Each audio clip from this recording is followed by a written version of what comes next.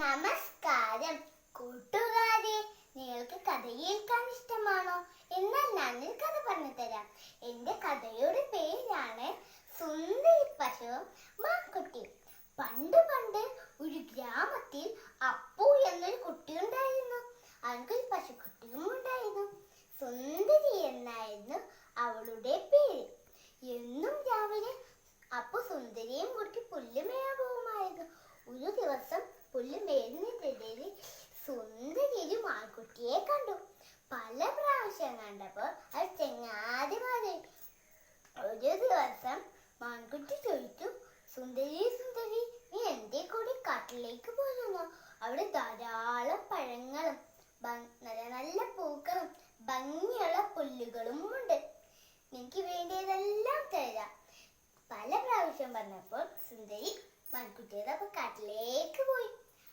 കാട്ടിലെത്തിയപ്പോൾ സുന്ദരി ചോദിച്ചു, hi hi, കാടിന് എന്തൊരു ഭംഗി! എത്രയെത്ര പഴങ്ങൾ, എത്രയെത്ര പൂക്കൾ, ഭംഗിയുള്ള പുല്ലുകൾ. അവിടെ സുന്ദരി കല്ലിച്ച് തിരിച്ച് നിൽക്കുമ്പോഴാണ് പെട്ടെന്ന് ശബ്ദം. സുന്ദരി പേടിച്ചു പോയി. സുന്ദരി ചോദിച്ചു, മാൻകുട്ടി മാൻകുട്ടി, അതെന്താണ് അവിടെ ശബ്ദം?